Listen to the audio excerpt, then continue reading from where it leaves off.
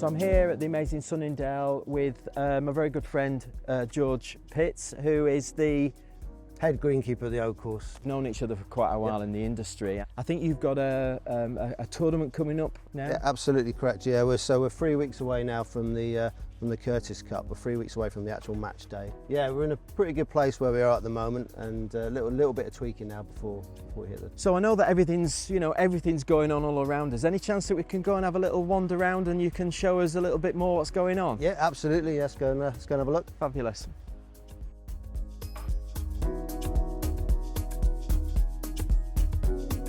Do you want to talk us a little bit? I know you started, we go back a long way, but you started at college doing lecturing. Yeah, well, I got into the industry through playing sport, really, and then got a job on a golf course at a relatively young age. Really enjoyed it, and then went to study at Cannington College, went straight and did a foundation degree.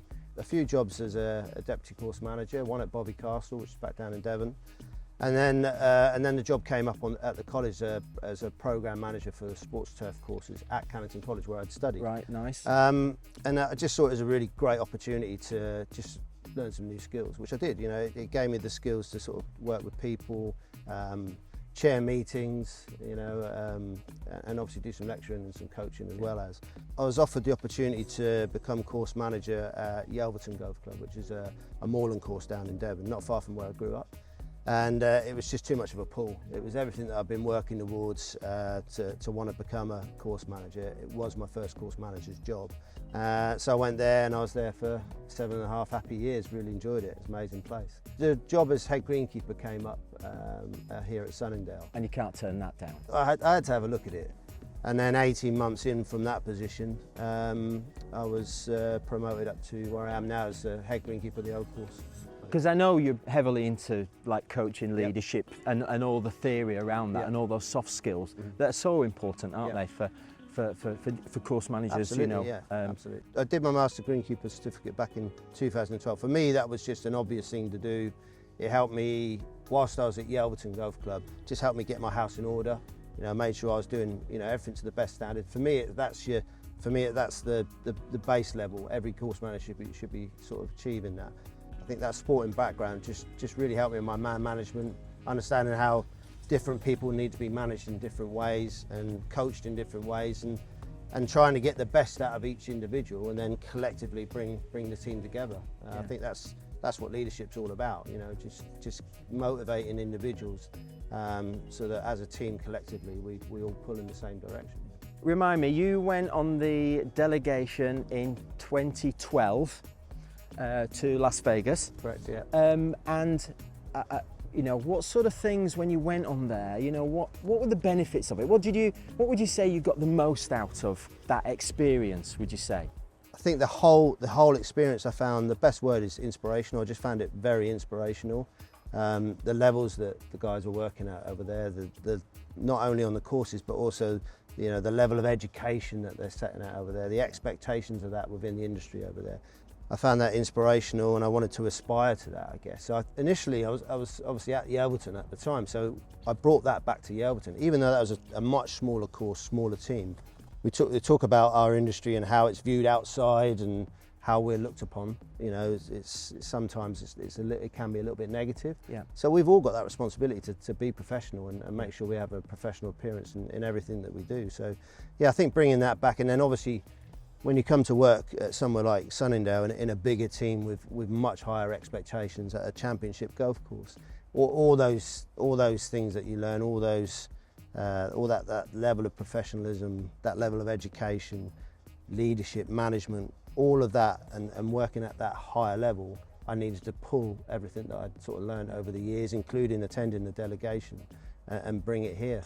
What would you say to somebody aspiring to want to pick up the pen or fill in that form to get on the next delegation? What's the benefit? What would you say to them? It's a massive opportunity. I just think everyone should at least apply for it.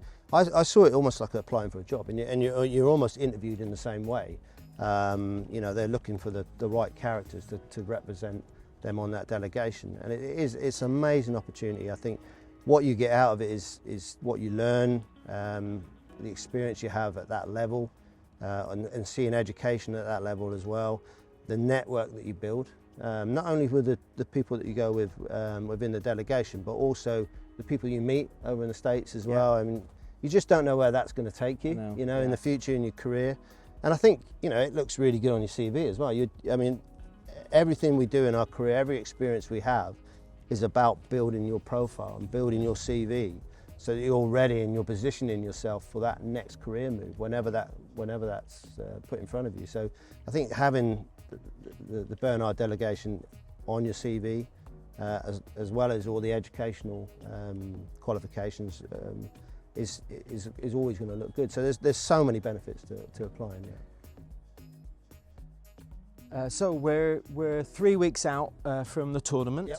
And so, do you want to give us any tips about what I mean, it's pretty much there. I mean, it's not far away. But what do I know? But what have you got that you would like, you're seeing, you're thinking, right, I need to add a bit more detail, I need to do, what have you got planned for the next 3 weeks? Yeah, well, like you say, we're pretty much there in terms of the surfaces, the in-play surfaces.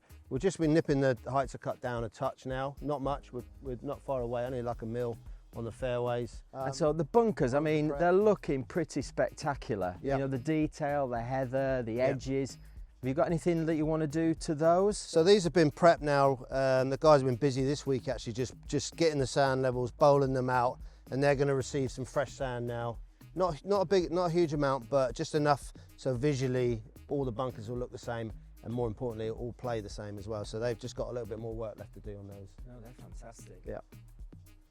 And you've got your crew, obviously, they're all geared up for that, and you mentioned that you've got some additional help to help you, you know, prepare and especially for the tournament as well. Yeah, absolutely. We get help from our machinery suppliers with extra kit, etc. And Bernhard himself have helped with some extra grinding work, which has been really helpful. And then we've got a group of volunteers that kind of come in and help during the tournament week or during the match week, starting from the Tuesday. And those are contacts that we've made through the industry and local clubs as well, who are offering some of their stuff for 2 or 3 days during the 5 days. And it's a great experience as well for them, isn't it? Absolutely. You know, they can see, like you do, like you mentioned when you were on the delegation, is that, you know, seeing how things tick and how all the cogs of the gears all work for something at a heightened level is definitely a great experience, isn't it? An education.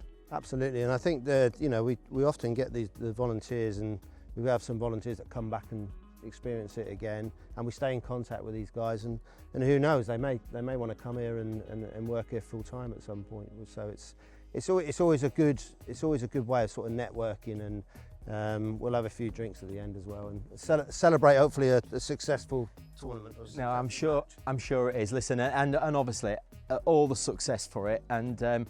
But, you know, when you look around, you go, do you know what? You could play it today, couldn't you? You could play it today. So, you know, that's all down to you and the team. Yeah, no, I wish you all the best. That's fantastic. Thank you. Thanks very much. Thanks, mate. Cheers. Okay, so I'm going to let you buy me a coffee now. All right, okay, yeah. I must owe you one, yeah, absolutely. Let's go and do that. All right.